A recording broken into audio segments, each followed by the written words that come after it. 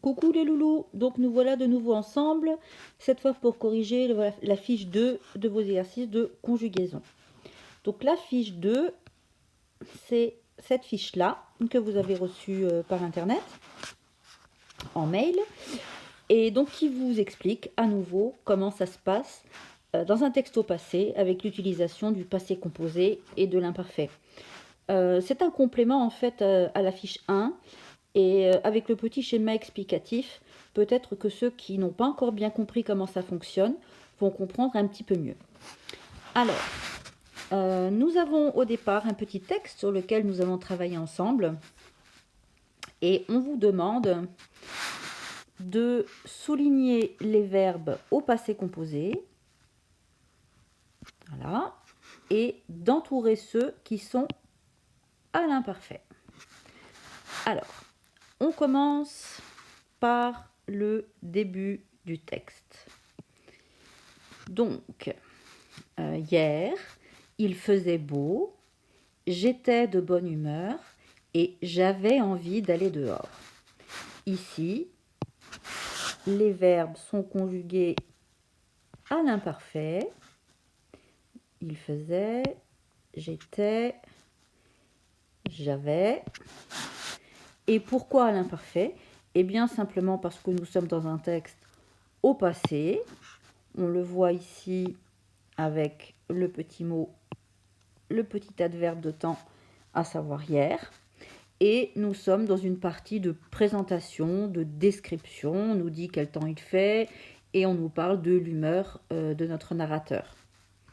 On va continuer avec la phrase suivante qui, elle, commence par « alors ». Ce petit mot, cet adverbe-là, va, lui, nous introduire dans une succession d'actions, et cette fois d'actions de premier plan, c'est-à-dire ces actions qui font avancer l'histoire. Alors, nous avons ici « j'ai mis », nous avons ici « je suis sorti ». Donc, deux actions qui vont changer les choses, puisque notre narrateur va aller se promener.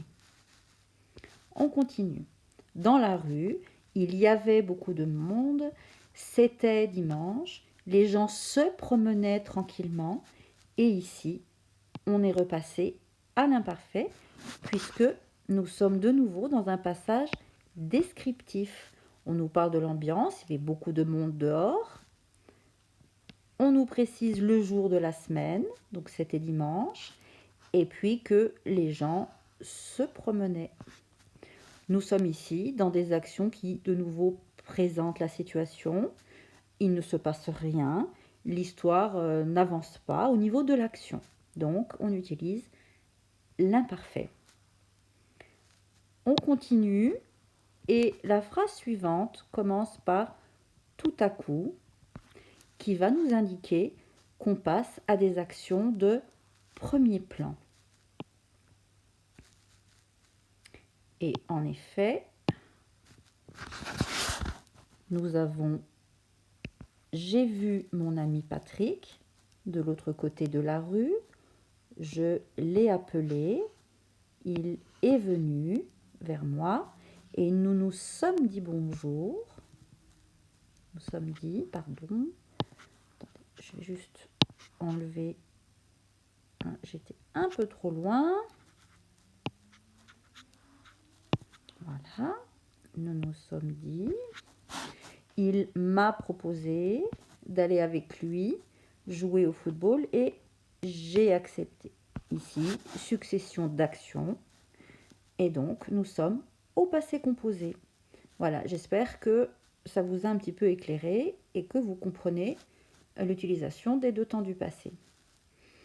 En dessous, nous avons un schéma explicatif. Alors, on nous situe ici, sur la ligne de temps, ce que j'ai appelé, vous vous rappelez, le moment de l'énonciation. Alors non, ce n'est toujours pas un gros mot, l'énonciation. C'est simplement le moment où on s'exprime. L'énonciation. qui est le moment où l'on s'exprime. Alors on peut s'exprimer par écrit, on peut s'exprimer par oral. C'est toujours de l'énonciation.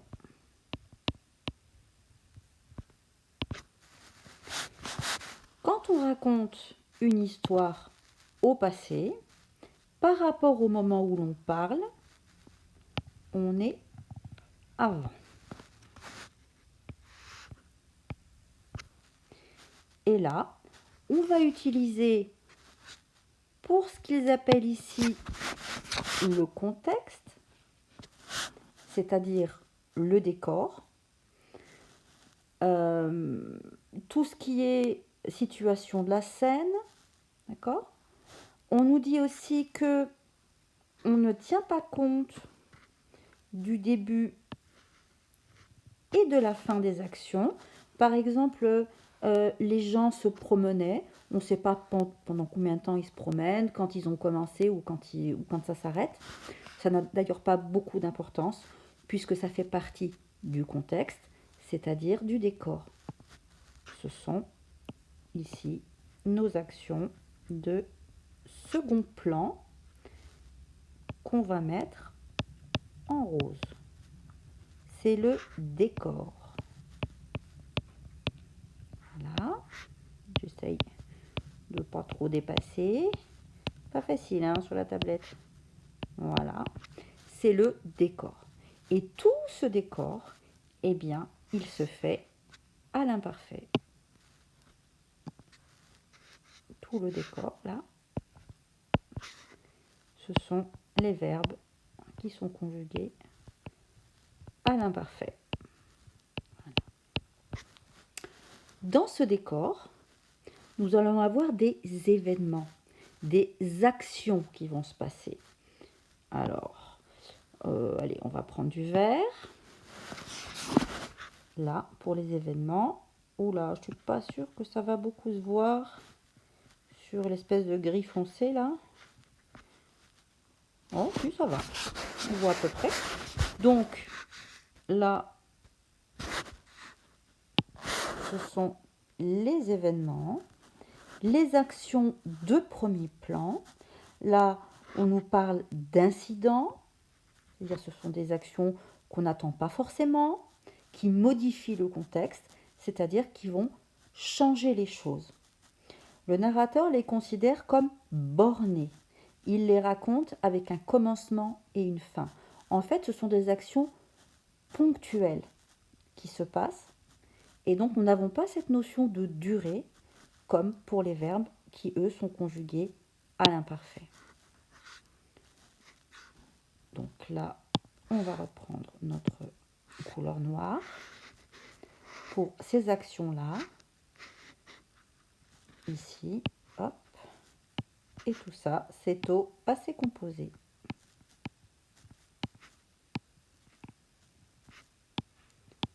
Donc, en rose, les actions à l'imparfait qui font partie du décor, et en vert, tous ces incidents, toutes ces actions qui vont faire avancer l'histoire, qui sont nouvelles, qui sont inattendues et qui sont ponctuelles. Voilà pour la suite de votre cours. Donc, vous avez vu, c'est expliqué un petit peu différemment. J'espère que ça vous aura éclairé et que vous n'avez plus de questions, que c'est bien compris. Si ce n'est pas le cas, n'hésitez pas à réécouter la vidéo ou à m'envoyer des questions par mail, bien entendu, si vous pensez que je peux encore éclairer les choses et vous aider.